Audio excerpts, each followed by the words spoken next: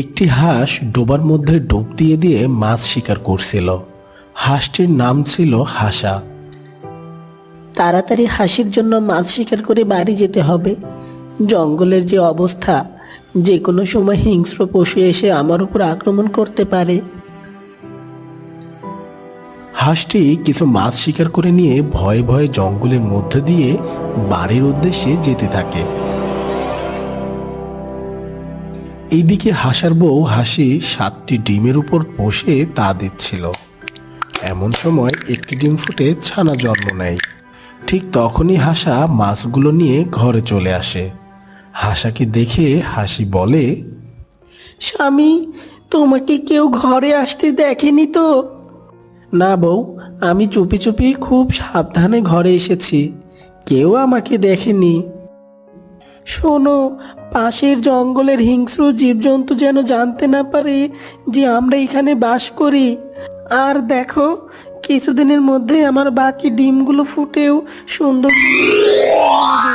একবার যদি এই খবর জেনে যাই, তাহলে সেদিনই আমাদের শেষ দিন হবে। হ্যাঁ, আমি জানি এসব, আর তাই তো ঘরে ঢোকার আগে আমি বাইরে কিছু সময় দাঁড়িয়ে থাকি, তারপর চারপাশ দেখে শুনে তারপরে ঘরে ঢুকি। আচ্ছা, তুমি এই খাবার খেয়ে ডিমে তা দাও, আমি ততক্ষণে পানি নিয়ে আসি।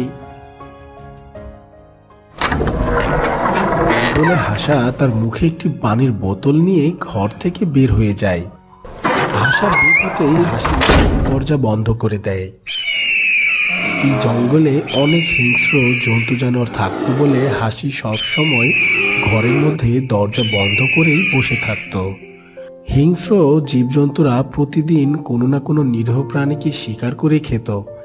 দেখতে দেখতে এদিকে হাসির আরও একটি ডিম ফুটে ছানা বের হয়ে যায়। আর এরপর বড় ছানাটি বলে, মা, তুমি আমাকে বাইরে খেলতে যেতে দাও না কেন? সারাক্ষণ ঘরে থাকতে যে আমার ভালো লাগে না মা। আমার তো নতুন ভাই এসেছে, আমি ভাইয়ের সাথে বাইরে খেলতে যাই মা। দেখো বাবা, এখনো তোমরা অনেক ছোট, বাইরে চারিদিকে শুধু বিপদ আর বিপদ। বাইরে কোনো না কোনো সময় কোনো হিংস্র প্রাণী ঘোরাঘুরি করতেই থাকে, আর ছোট ছোট ছানা পেলে তারা শিকার বানায়। কি, তার মানে আমরা বাইরে গেলে ওই জন্তুরা আমাদের ধরে খেয়ে নেবে? হ্যাঁ আমার ছানারা, যতক্ষণ আমি তোমাদের সাথে আছি ততক্ষণ ওরা তোমাদের কোনো ক্ষতি করতে পারবে না। ঠিক তখনই হাসা পানি নিয়ে চলে আসে, আর তারা সবাই পানি খেয়ে শুয়ে পড়ে। হঠাৎ গভীর রাতে হাসি অনেক কান্না করতে থাকে। হাসি জোরে জোরে চিৎকার করতে থাকে। ঠিক তখনই হাসা ঘুম ভেঙে বলে, আরে বউ, তুমি এত রাতে এমন চিৎকার করে কান্না করছো কেন? এত জোরে চিৎকার করো না। যদি কোনো জন্তু জানোয়ার তোমার চিৎকারের আওয়াজ শুনে ফেলে, তাহলে তখন তারা এখানে এসে আমাদের সকলকে খেয়ে নেবে। এখন বলো তো, কেন তুমি এত জোরে জোরে চিৎকার করে কান্না করছিলে? আমি স্বপ্নে দেখেছি বিশাল বড় এক জন্তু এসে আমার সব ছানাগুলো খেয়ে নিয়েছে, আর তোমাকেও হত্যা করেছে। আর তাই তো ভয়ে আমি চিৎকার করে কান্না করছি। আরে এই দেখো না, আমি তো তোমার সামনেই আছি, আর দেখো আমাদের ছানা আর তোমার ডিমগুলো অক্ষত আছে। হ্যাঁ তাই তো দেখছি, কিন্তু আমার এই বাকি ডিমগুলো ফুটে কেন ছানা হচ্ছে না? আমার বাকি ছানাগুলো কি তাহলে আর এই পৃথিবীতে আসবে না? এত চিন্তা করো না তো, সময় হলে আমাদের ছানাগুলো ঠিক চলে আসবে। এই কথা বলতে না বলতে বাকি ডিমগুলো ফুটে ছানা বের হয়, আর তারা জোরে জোরে ডাকতে থাকে। ঠিক সেই সময় হঠাৎ বাইরে কারো যেন পায়ের শব্দ শোনা গেল। হাসা তখন দরজা কিছুটা ফাঁকা করে দেখলো বাইরে একটি শিয়াল ও বাঘ দাঁড়িয়ে আছে। বাঘ মামা, হাঁস ছানাতে চেঁচানোর আওয়াজ ভেসে আসছে, মনে হচ্ছে পাশেই অনেক হাঁসের ছানা আছে। হ্যাঁ রে, তুই একদম ঠিক কথা বলেছিস। আওয়াজটা বেশ জোরে শোনা যাচ্ছে, মনে হয় আমাদের খুব কাছেই আছে। ওরে বাবা বাঘ, শিয়াল, বউ, সানাদের চুপ করাও। বাইরে বাঘ আর শিয়াল দাঁড়িয়ে, যদি সানাদের আওয়াজ শুনে ফেলে তাহলে ওরা এখানে চলে আসবে।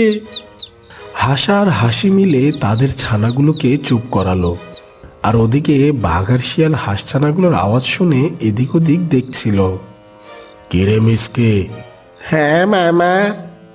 এতক্ষণ হাঁসগুলোর চিৎকার কোথা থেকে আসছিল রে? এখন যে আর কোনো শব্দই শোনা যায় না।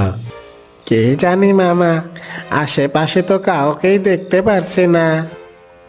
মনে হয় আমাদের উপস্থিতি টের পেয়ে ওরা জঙ্গলের ভিতর চলে গেছে। চল, আমরা ওদের জঙ্গলের ভিতর গিয়ে খুঁজি। এ কথা বলে বাঘ আর শিয়াল জঙ্গলের ভিতরে চলে গেল।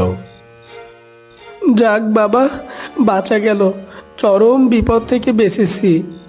বাঘ আর শিয়াল জঙ্গলের ভিতর চলে গিয়েছে। এই সানারা তো আজ আমাদের মেরেই ফেলছিল। তোমরা সবাই এখন শুয়ে পড়ো, মনে হয় না বাঘ আর শিয়াল এদিকে আসবে। এরপর তারা ভয়ে ভয়ে শুয়ে পড়ল। পরদিন সকালে হাসা তার বউ বাচ্চাদের জন্য খাবার আর পানি আনতে বাইরে গেল। আর এদিকে হাসি তার ছানাগুলোকে নিয়ে ঘরের মধ্যেই বসে রইল। এইভাবেই কেটে যায় বেশ কিছুদিন। একদিন হাসা ও হাসি তার ছানাদেরকে ঘরের বাইরে নিয়ে খেলাধুলা করছিল। তখন বেশ একটু দূরে দাঁড়িয়ে বাঘ আর শিয়াল ওদেরকে দেখে ফেলে। আরে বাহ, এ দেখে হাঁসের খামার।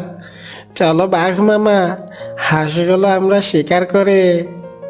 থাম মিসকে, আমরা এখন এই হাঁস শিকার করতে পারবো না।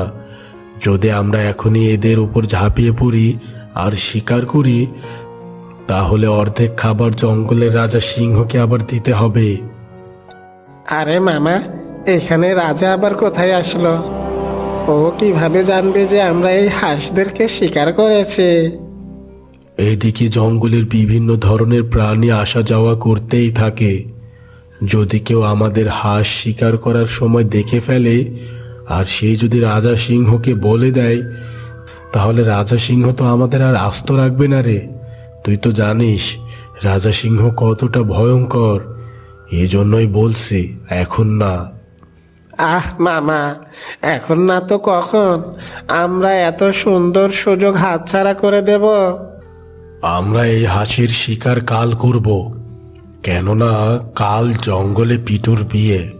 সবাই কাল বিয়েতে ব্যস্ত থাকবে, আর সেই সুযোগে আমরা এসে এই হাঁসদেরকে শিকার করব। এই না হলে বাঘ মামা, তোমার মাথায় তো চরম বুদ্ধি। ঠিক তখনই হাঁস তার ছানাগুলো নিয়ে ঘরের ভিতরে চলে গেল।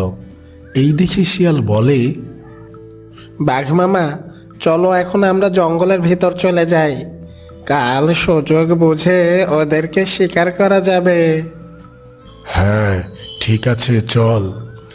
এরপর তারা জঙ্গলের মধ্যে চলে গেল। এই জঙ্গলের রাজা ছিল সিংহ, আর তাই সিংহের হুকুমে পুরো জঙ্গল চলত। আর তাই সিংহ এই জঙ্গলে একটা আইন করেছিল যে কোনো প্রাণী তার নিজের জঙ্গল থেকে কোনো প্রাণীকে শিকার করতে পারবে না। যদি কেউ শিকার করতে চায় তাহলে তাদেরকে অন্য জঙ্গলের পশু পাখিকে শিকার করতে হবে। আর যদি কেউ এই আইন ভঙ্গ করে জঙ্গলে শিকার করে আর তা যদি জানা যায়, তাহলে তাদেরকে গাছের সাথে 10 দিন ঝুলিয়ে রাখা হবে। এই ভয়ে কেউ নিজেদের জঙ্গলে শিকার করত না, সবাই মিলেমিশে থাকত। পরদিন সকালে হাসি তার স্বামীর জন্য পথ চেয়েছিল, কেননা অনেক সকালে হাসা মাছ ধরতে গেছে। আরে, আমার স্বামী এখনো বাড়ি ফিরছে না কেন? সেই কোন সকালে ঘর থেকে বেরিয়েছে, এখনো সে এলো না কেন? তার আবার কোনো বিপদ হলো না তো? এমন সময় একটি ছানা বলে ওঠে, কি হয়েছে মা, তুমি এত চিন্তিত কেন? বেটা, তোর বাবা সেই সকালে ঘর থেকে বেরিয়েছে, দেখ না এখনো আসার নামই নাই। আগে কখনো এত দেরি করতে দেখেনি, তাই খুব চিন্তা হচ্ছে রে। না জানি তোর বাবার আবার কিছু হলো নাকি। না মা, তুমি চিন্তা করো না, বাবা ঠিকই আছে।